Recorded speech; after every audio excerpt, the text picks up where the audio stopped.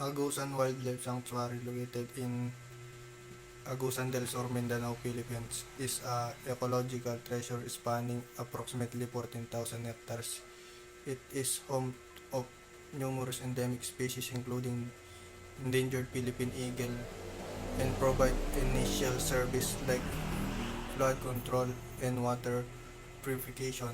The sanctuary also holds significant cultural value for indigenous communities that live with ecosystem for